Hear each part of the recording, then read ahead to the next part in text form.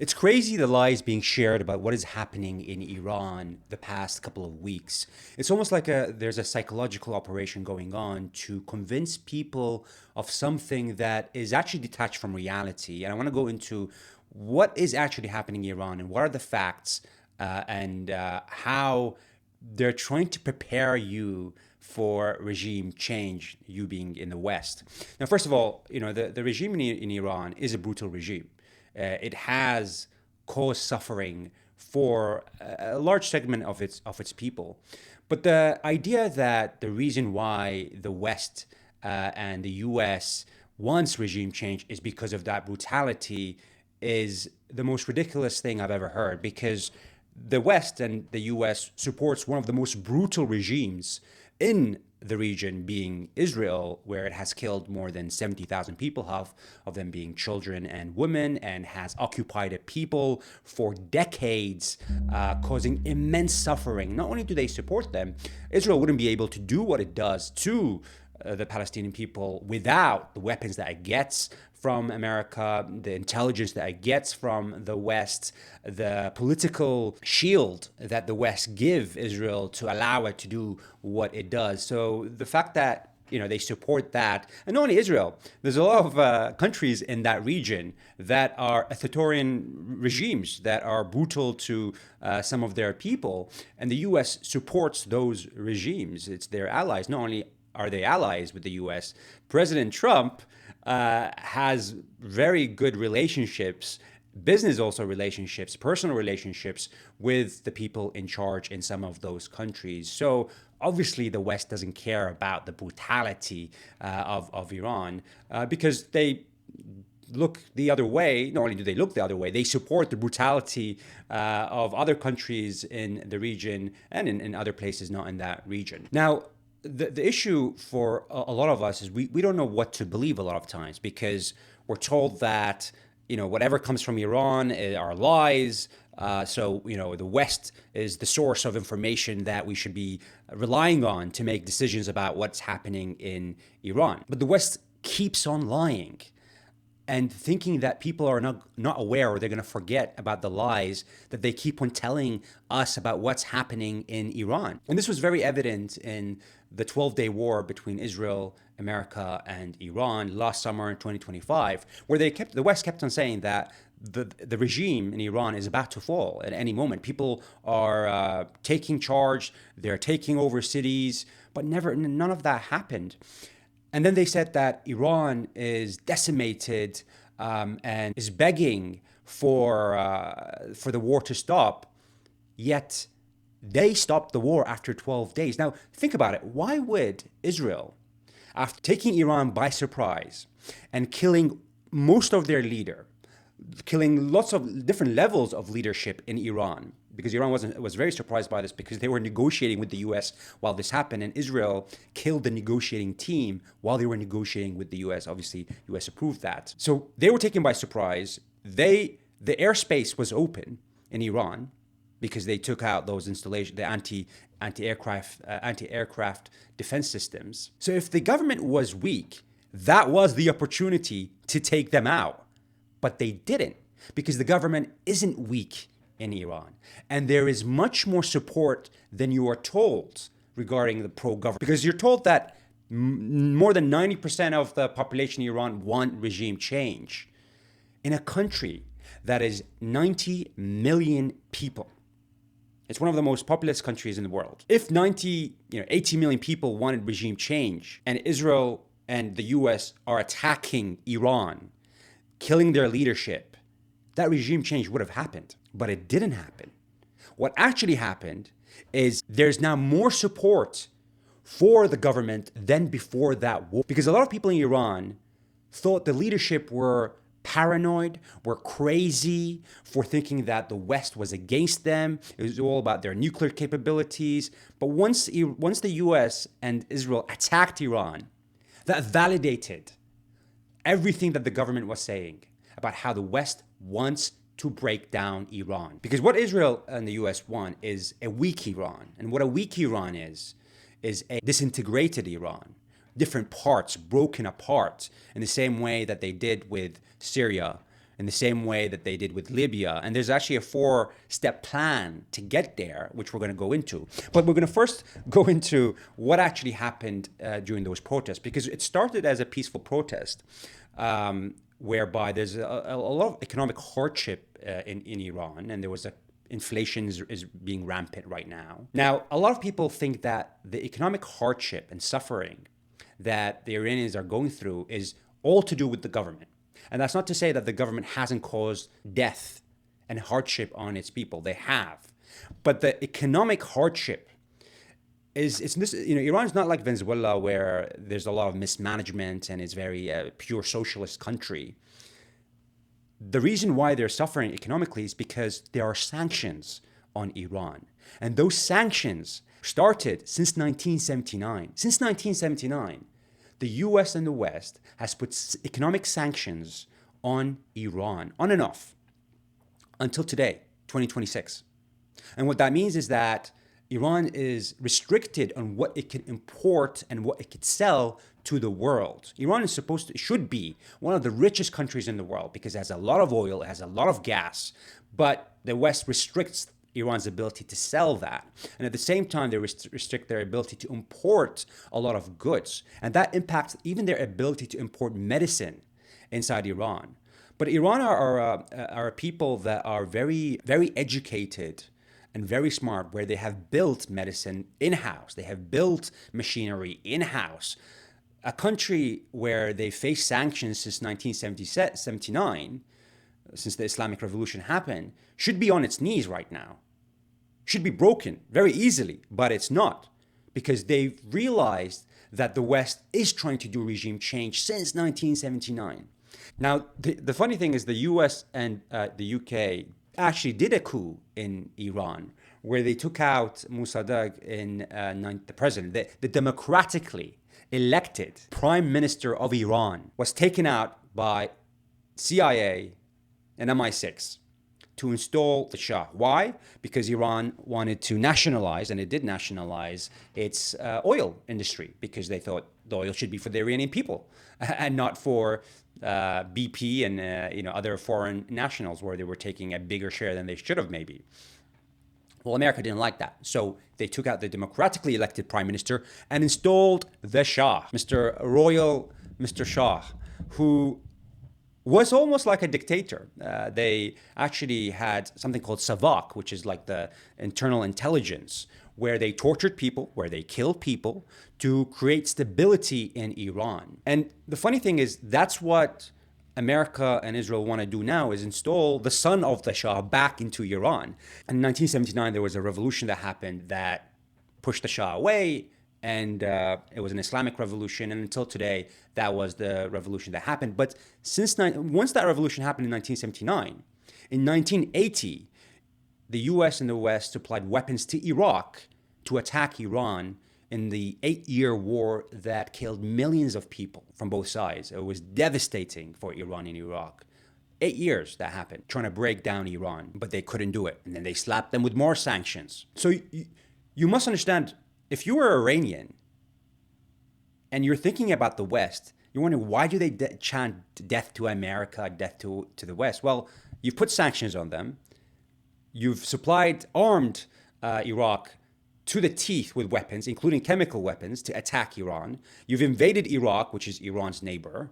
You've invaded Afghanistan, which is Iran's neighbor to the right. You've said you're going to invade Iran and you want a regime change in Iran. You've attacked Iran directly, and you're wondering why they say death to America. And I'm not saying, that's a good thing. I wish they wouldn't say that. But if you were Iranian, I think you would say that. We don't want death on anyone. So what is the recent protests happening in Iran? It started off as a peaceful protest where business people were closing shop and protesting because the currency has increased too much. And this is a lot of it is a result of the sanctions, of the decades of sanctions, causing more hardship every year, causing inflation. Iran is not able to access finance like normal people. It cannot import a lot of things. So it has to rely on itself. And that's really, obviously has damaged the economy, but has caused immense suffering on the people. And this is part of the 4-step plan for regime change. The first step is to impose sanctions on a country so that the people can suffer until they get to a point where they protest. Now, America did this in a lot of countries, Libya, Syria, and the most famous is Iraq, where they imposed a lot of sanctions following, Iraq invaded Kuwait in 1990, and once they were kicked out of there, the Americans imposed sanctions. But the sanctions hurt mostly the people of the country. And the West knows this because the leadership in any country that is facing sanctions can live above normal, but it's the people that cannot access a lot of those goods, and it caused immense suffering in Iraq. And this is Madeleine Albright. I'm going to show you a video of Madeleine Albright right now, she's the former US Secretary of State in the 1990s, where reporters asking her about the sanctions that they put on Iraq, and just watch her response. She says the U.S. is trying to prevent Saddam Hussein from making and dropping a nuclear bomb or chemical weapons on other countries. And she says he's still lying about his weapons programs. We have heard that 500,000 children have died. I mean, that's more children than died in Hiroshima. And is the price worth it? I think this is a very hard choice, but we think the price is worth it. Is the price worth it? Price being the death of nearly 500,000 children in Iraq because of the sanctions that the U.S. imposed on Iraq. And her answer is yes, it is worth it. That's what the U.S. government thinks about people in the region. And if you notice, she was talking, they were talking about the weapons of mass destruction in Iraq, and that's why they need to impose sanctions, and that's why they need to, then turns out they're going to need to attack the country. It kind of sounds similar to what they're saying about Iran. Weird. So the first step of that 4-step plan of regime change is to put sanctions so that the people suffer and thousands die. But they're going to link it to the government. And we're not talking about, obviously, what's happening currently with the protests. We're talking about decades of suffering and death caused by these sanctions that they're going to connect to, they being the West, connect to the government, directly to the government. And then they're going to wait. Now, the second step of the 4-step plan to regime change is either wait for protests to happen or push for protests to happen and ensure there is violence in the protest. So going back to what's happened recently in Iran, obviously there were peaceful protests that happened, as we mentioned, because of the economic situation. However, it turned very different after a few days in Iran, where suddenly there is destruction, there is death, there are killings, they're burning buildings, right? And I don't think there's any excuse for governments to just start killing people. That shouldn't happen, ever. But the situation changes when suddenly you've got the US and Israel saying we have people on the ground supporting the protesters. And then you get videos out like this showing what that support looks like.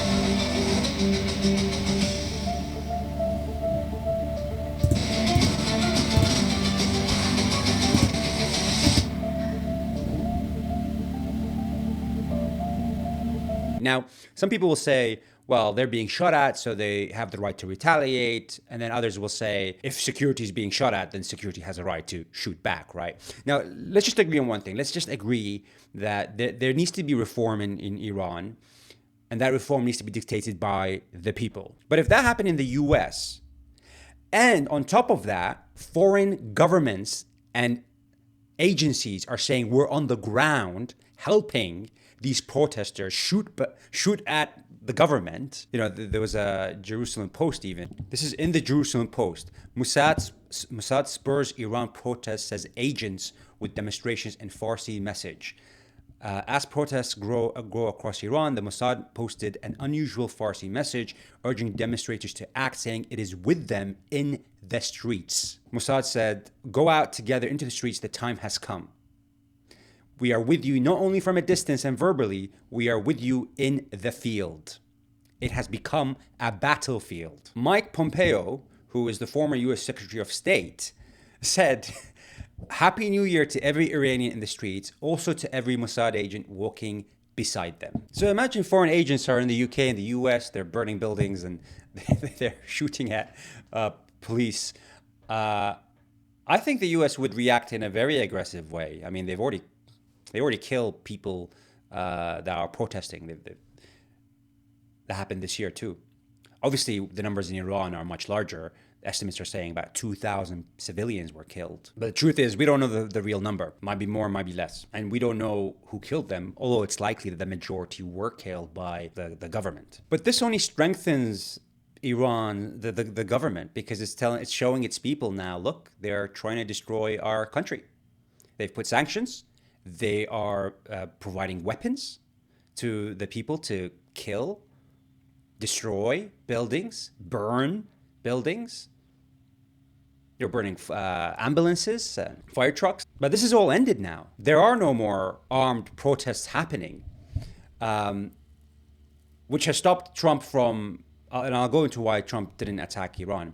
But, you know, we talked about the four-step plan. First is sanctions, make the people suffer. Then it's the protests, try to either support it or instigate it and arm it if possible. And the third one is prepare the world for the fourth step, which is America attacking the country and dropping bombs on them.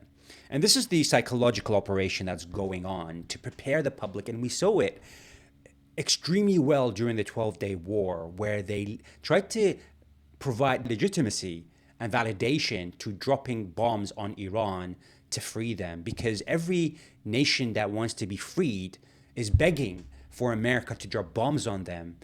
So Iran, the messaging is the Iranian people want the West to drop bombs on their country so that they can be free. Amazing messaging. And it's the same messaging that they did with Iraq. Iraq has weapons of mass destruction, which were lies. They knew they were lying about it, and they still told the public that Saddam has weapons of mass destruction, and that is why we're going. And of course, he's a brutal dictator, which he was a brutal dictator. But they didn't really care about that. They supported him when it aligned with their interests, and they disposed of him when it didn't align with their interests, the U.S. government's interest, that is. But the lies that they're indicating, the fact that they're on the brink of breakdown. I mean, we saw even a lot of posts that cities have been. The government is not in control of major cities. The Iranian government lost control of Tehran, the capital, Mashhad, the second biggest city, Shiraz, the fifth biggest city, all lost. They don't have any control of it. Yet there are no protests there anymore. And they're trying to showcase that the people of Iran are begging for U.S. intervention,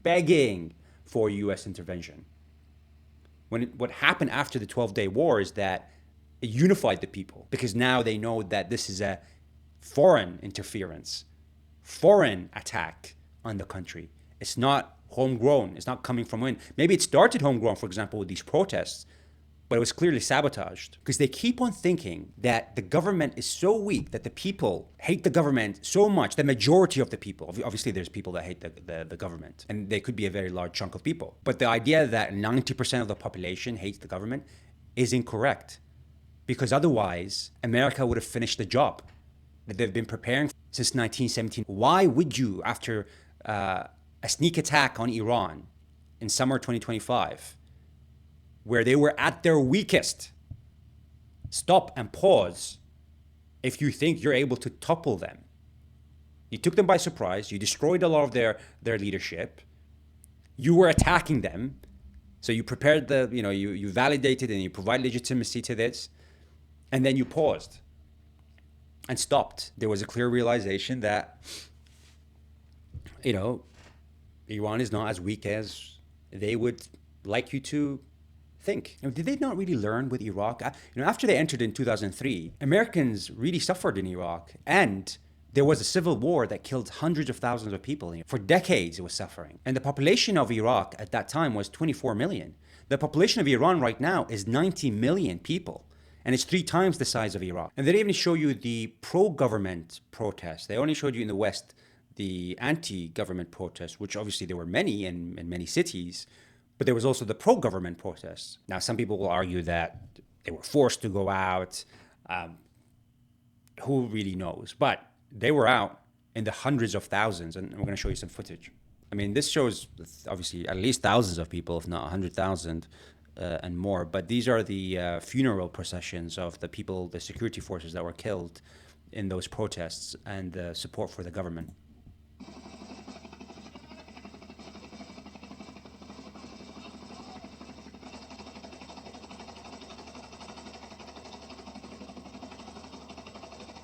Now, the funny thing, the BBC showed the pro-government protests as anti-government protests. This is the same footage. Check it out. You're charged £1 billion to amount to around £5,000, and you have to sign a piece of paper that the body of the loved one who has been killed was actually a member of the security forces killed by one of the protesters. So there's a huge propaganda push right now. That even shops that there's been a national strike, and the regime 2 days ago was begging them with bullhorns. Obviously, the Iranian government is it's trying to show that it's all roses and peaches and everything is great, but it's clearly not great over there. And it's hard to understand the truth, but it's very clear that the Western media is lying, and I'm sure the Iranian media is also lying. But the one fact that we know for sure is that the Iranian government is not weak. It's not on its knees. It's not 90% of the population want it down. Because if that was the case, then America would have attacked. And they said they were, but they backed away. And that's the 4th step of the 4-step plan of regime change. Number 1, put sanctions, make the people suffer. Number 2, supports protesters, either the protests happen naturally or instigate the protesters and arm them. Number 3, prepare the public for attacks on the country. And number 4, attack the country. The 4th step is missing. Trump said he's going to attack Iran, but he stopped. Because the way Trump is operating right now is that he clearly doesn't want boots on the ground. This would be the worst situation for the U.S. This is not Iran. Iran has been preparing for war with the U.S. for a very long time. It's 3 times the size of Iraq. It's 90 million people. It's a big country with a very difficult terrain. They've got mountains, very easy to hide things. Trump wants to go in, go out. He did that, with the last summer in 2025, drop bombs, do maximum damage, get out. Did that with Venezuelan president, extract him, get out. Doesn't want prolonged. So the question he's asking, if I do some tactical attacks on Iran, will that destroy the leadership and result in the breakdown of the government? Now, he was been told that the government is weak. It's on its knees. It's about to break. Well, if it is, then they would have attacked. That's what they normally do. That's the 4-step plan. But it's clearly not weak, even though they're trying to portray that image to you. The media doesn't really tell you is that Iran really wants better relationship with the U.S. They've really want to get into a deal, negotiate. When they were negotiating with the U.S. last year, they pretty much gave all the concessions that the U.S. wanted, except the ability to develop their, what they call civilian nuclear capability, which is a legal request. It's not illegal to develop nuclear civilian capability. We'll get inspectors in, we'll give you access to the information that you need. But someone said no. And the one that said no is the ones that ended up killing the negotiating team while they were negotiating with the U.S.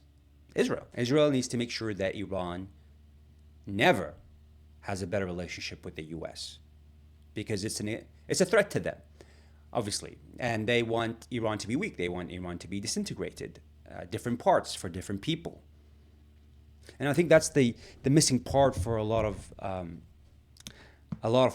people, because they think maybe that Iran, the government does a lot of evil stuff, that removing them is going to usher in this beautiful era of democracy and better rights, and it's going to be peaceful. I mean, just look at what happened to Iraq. They were promised the same thing, and it ended up being, going into a civil war for years, killing thousands and hundreds of thousands of. And only 20 years after that, can we say Iraq is now stable? 20 years where we had ISIS come in, we had a civil war between different Islamic factions, corruption rampant, bombs going on left, right, and center, hostages being taken for ransom. If you think that's not going to happen in Iran, I mean, I would love to think that, but it's a very likely route to occur when there's a vacuum of power and different factions trying to take power. The other thing that they're trying to make you think is that the Iranian people love the Shah. The Shah tortured his people through stuff, and they think nothing positive of the Shah's son. The only people that think positively are the people outside of Iran, the people that are very anti-government, which the majority of people outside Iran will be anti-government because they've escaped, and they see that the whole ruin of Iran is to do with the regime directly, at 100% with the regime, and nothing to do with sanctions, for example, imposed by the West, which has caused more suffering and killing in Iran than the regime. That is 100% for sure. But it's nothing to do with the sanctions. It's all to do with the Ayatollah. Remove the Ayatollah, and everything gets same thing they said with Saddam. Remove Saddam, and everything's gonna trickle in place, and it's gonna be great. And that was not the case. Obviously, Saddam was a very brutal dictator that killed his people and caused immense suffering, but they supported him. The West supported him while he was killing his people because it aligned with their interests until it didn't. I hope there is reform in Iran because the Iranian people need it. I hope the sanctions are removed because the Iranian economy and people are really suffering. And I hope they get into a deal with the US to ease the conflict, to ease the friction, and end this decade-long war that they've been engaging with between each other. Would love to know your thoughts about where this is heading with Iran and the West. If you did like this video, please hit the like and subscribe. Have an awesome day.